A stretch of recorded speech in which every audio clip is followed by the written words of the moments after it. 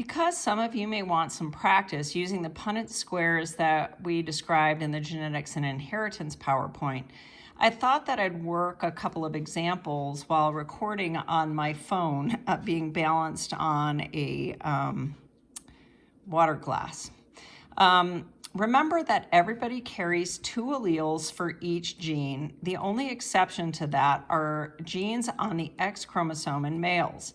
Males only have 1 X chromosome, so they only have 1 copy of each gene on the X chromosome, or 1 allele of the genes on the X chromosome.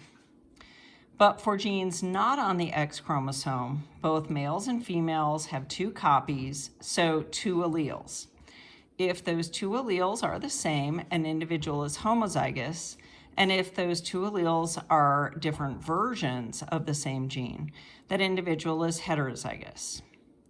So we're going to use the hairline gene as an example, and we're going to call that hairline gene W. We're going to, let me set this up here. Okay, we're going to start off with a male, and that male is going to be heterozygous for the hairline gene. One of the versions of the hairline gene, the dominant version, so we'll say the W version of that gene, encodes for the proteins required for a widow's peak. The recessive version of that gene, which is a little w, codes for a straight hairline. So our male is going to be heterozygous for the hairline gene, where 1 allele will code for the widow's peak and 1 for the straight hairline. When this male makes sperm, half of his sperm will carry the widow's peak allele, and the other half will carry the straight hairline allele. So this guy is going to meet a female with whom he wants to have children. This woman has a straight hairline, and because a straight hairline is recessive, she has 2 little w alleles. Little w alleles. So her 2 versions of the hairline gene are recessive.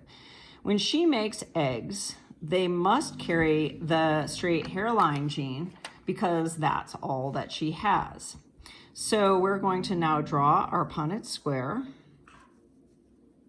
It's really difficult drawing this through my phone, but we're going to draw the Punnett square.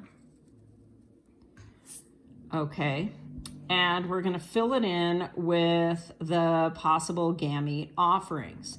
So the male will offer his big W or his widow's peak allele to these 2 potential offspring, and he will offer his straight hairline allele to these potential offspring. The female brings a little w in all of her eggs. So genotypically, we see that 2 out of 4, which is the same thing as 1/2, which is the same thing as 50%, of the offspring are heterozygous. The other 2 out of 4, or 1/2, or 50%, are homozygous for the recessive allele. So genotypically, our ratio is 2 heterozygotes to 2 homozygotes, or that is the same thing as 1:1 if we simplify it. So our genotypic ratio is 1:1 heterozygous to homozygous offspring. Phenotypically, these guys here have a widow's peak because the big W is dominant. These guys here have a straight hairline because they have two recessive alleles. So our phenotypic ratio is the same as our genotypic ratio. We have 2 out of 4 that have a widow's peak, or a half or 50% that have a widow's peak. We have 2 out of 4 or half or 50% that have a straight hairline. So our phenotypic ratio is also 2 to 2, or simplified 1 to 1. Our genotypic and phenotypic ratios are the same. I hope that makes sense. We'll do one more. So this same guy has, let's say, a mistress. So we're going to start with this same guy. We've got our guy, and we know that he is heterozygous, and when he makes sperm, half of his sperm will have the big W, and the other half of the sperm will have the little w. So he has this mistress, and this mistress has a widow's peak. So we know that she has at least one big W allele. So here's our mistress female. Okay, but he's met his mistress's parents, and her dad has a straight hairline.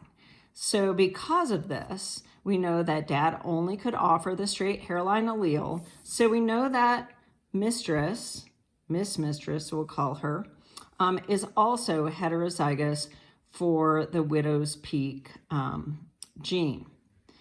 If Miss Mistress becomes baby mama, what will their kids, both genotypically and phenotypically, most likely be? What are the probabilities? Well, let's draw our Punnett square. Okay. And again, dad is going to offer in his sperm the big W in those potential offspring and the little w in these potential offspring. And now we'll populate the rest of the Punnett square with what Miss Mistress has to bring to the table.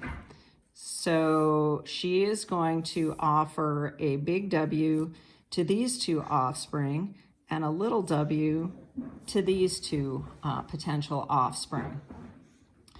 So we see that there are 3 different genotypes. There's the WW, the big W, and these two guys are the same. They have one big W and one little w. And this one right here is homozygous recessive, right? So here we have 1 out of 4 that's homozygous for the big W. Here we have 1 out of 4 that's homozygous for the little w. And here we have 2 out of 4 that are heterozygous. So our genotypic ratio is 1 to 2 to 1. Our phenotypic ratio, who has a widow peak and who has a straight hairline, well, this one has a widow's peak because, so widows, we've got 1, 2, 3. The 2 heterozygous are going to express that dominant allele, and the homozygous with 2 dominant alleles will also express the dominant allele. So we have 3 out of 4 that are going to have a widow's peak. It's only this one here, the homozygous recessive individual, that's going to have a straight hairline. So that's 1 out of 4. So our phenotypic ratio is different from our genotypic ratio. It is 3 to 1. So 75% of the offspring are going to have a widow's peak, and only 25% of the offspring, sorry, that's off screen, 25% of the offspring will have a straight hairline. I hope these examples make sense, but of course, if they don't, send me an email or shoot me a message on Canvas. Good luck, guys.